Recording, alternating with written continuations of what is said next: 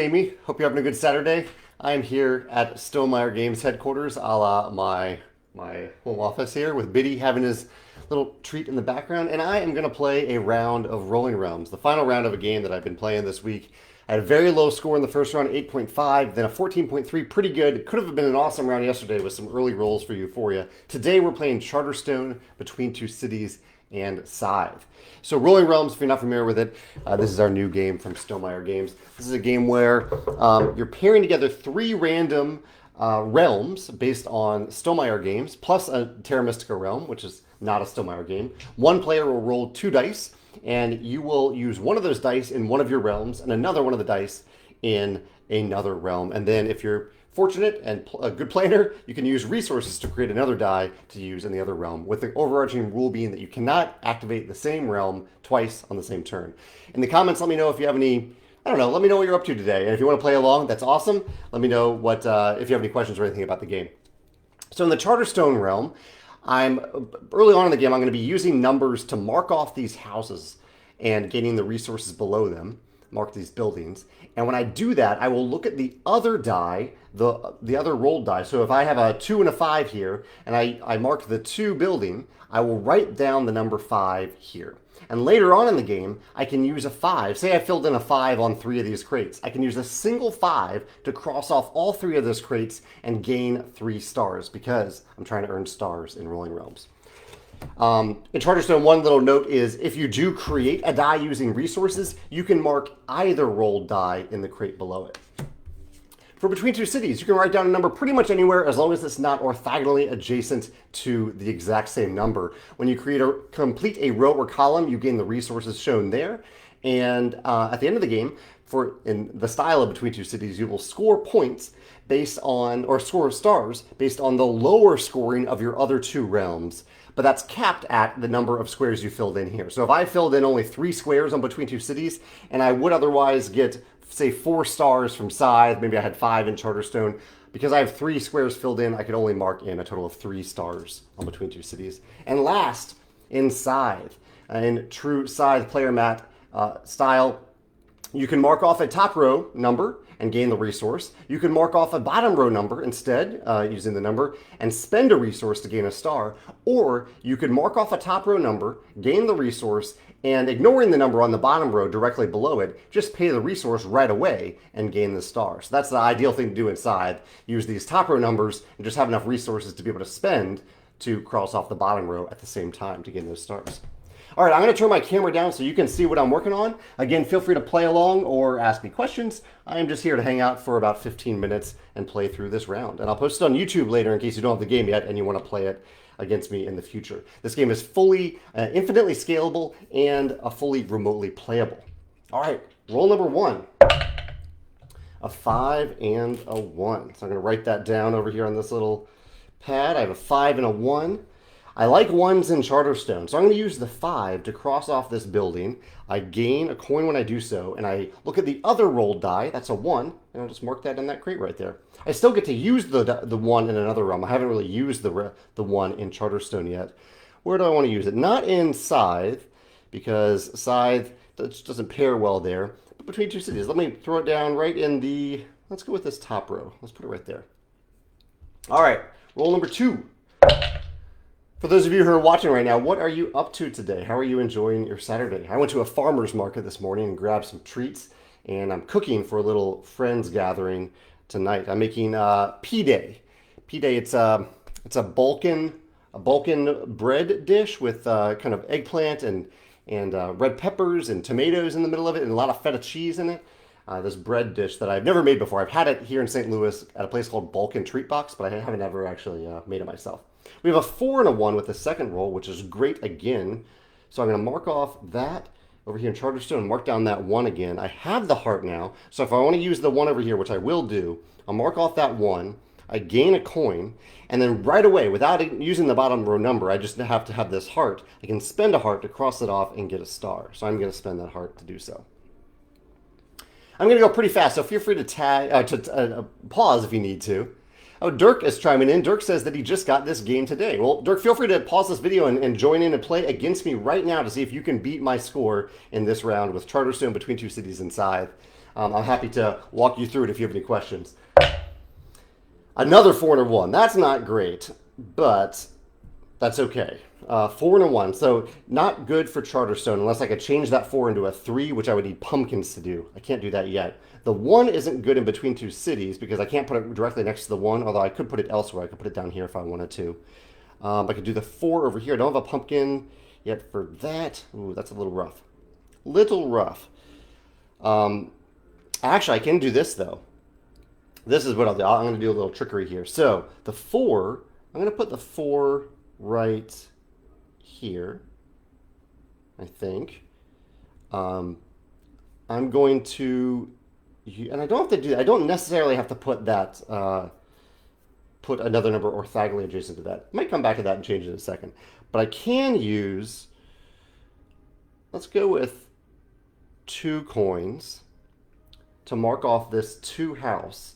And whenever you create a number to use in Charterstone, you can mark down either rolled die below it. So again, I have another 1 there. Again, in Charterstone, I can use a single 1 later in the game to mark off all crates that have a 1 in it. So ideally, I will fill all 6 of these crates with 1s, and then use a single 1 later in the game. I've never done that, especially not on camera.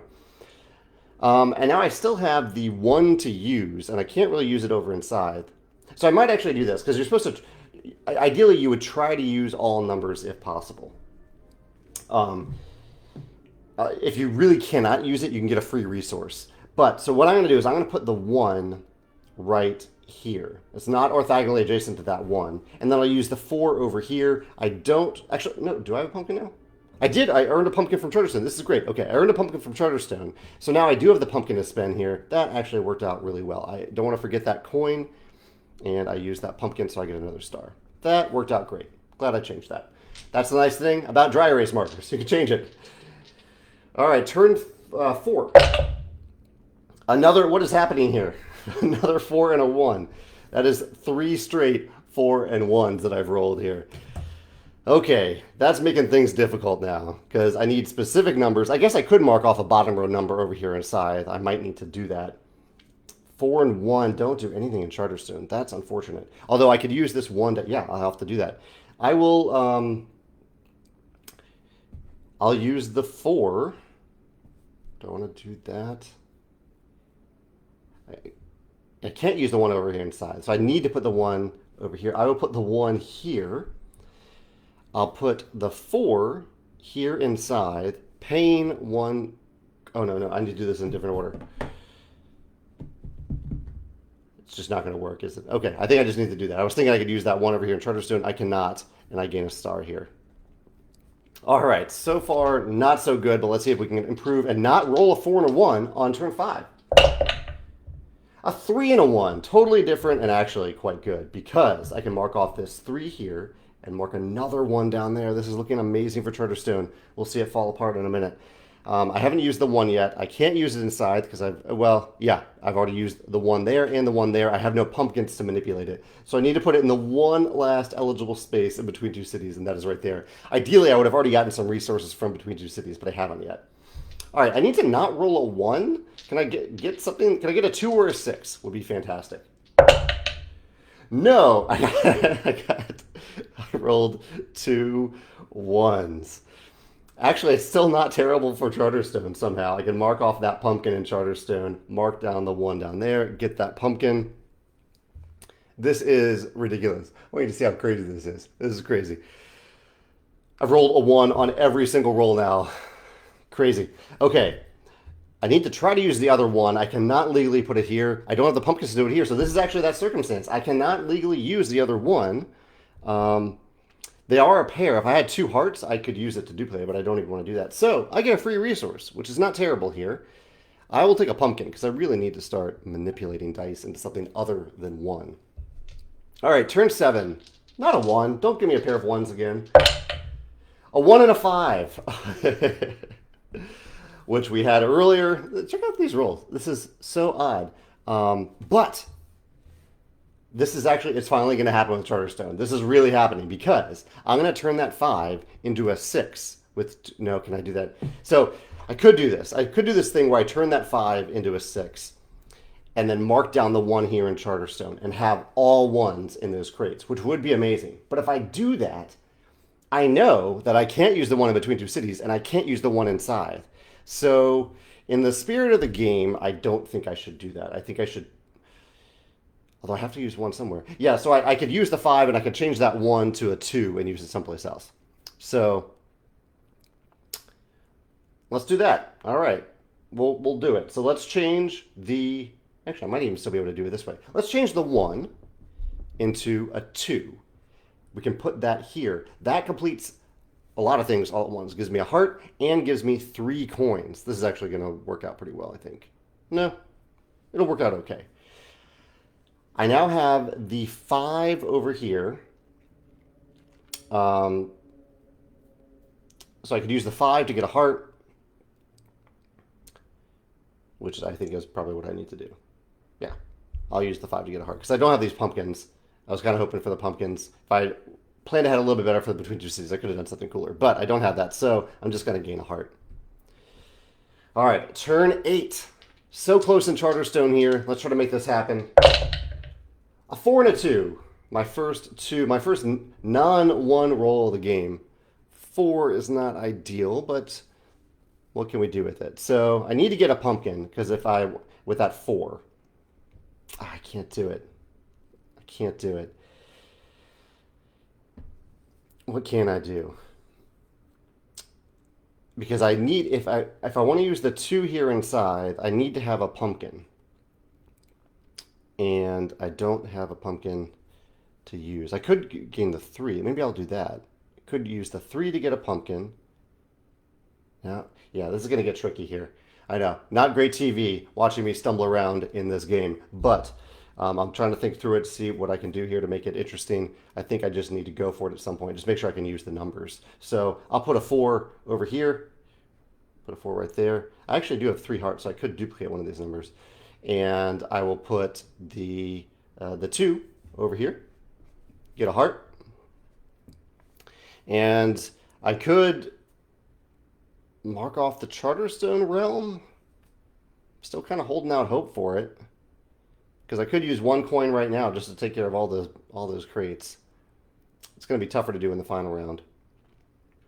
I think I might as well do it. Although, either way, I might as well wait to the final round, final turn. So final turn, a 2 and a 3. Okay, so that kind of solidifies probably what I'm doing in Charterstone. Let's see what the correct order of doing it is. So yeah, so let's mark off the 3 here.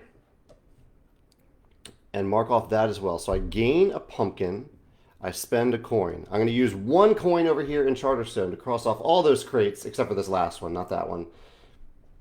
I get 5 stars. Pretty darn good at Charterstone. That felt, yeah, I'm happy with that. I'm happy with how that turned out. And I got my 4th star over in Scythe.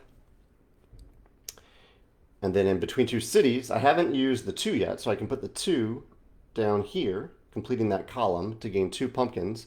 And now really I have 3 pumpkins, so I could reactivate one of these realms. Yeah, I think I can make this work a little bit. I can get another star out of Scythe, which would be great. So I will use 3 hearts to copy the 3. I will use 3 pumpkins to let me use it in a realm that I've already used this round. And actually just barely. And I'll use that last heart to get that star. That worked out really well. All right, so 15 on the dot. And I have 1 leftover resource, so 15.1. And that, my friends, is a round of Rolling Realms. I'm happy with how that turned out. Here's the final, some very interesting rolls there. A lot of 1s, but it worked out pretty well. Yeah, and I'm happy. This is probably the best I've ever done in Charterstone. There's probably a way that I could have marked off all those crates, but didn't quite get there. But yeah, I had fun with it. I will post this on YouTube in case you want to play along later and let me know what you score. Otherwise, have a great Saturday, a good weekend, or whenever you're watching this, and I will see you later. Take care. Bye.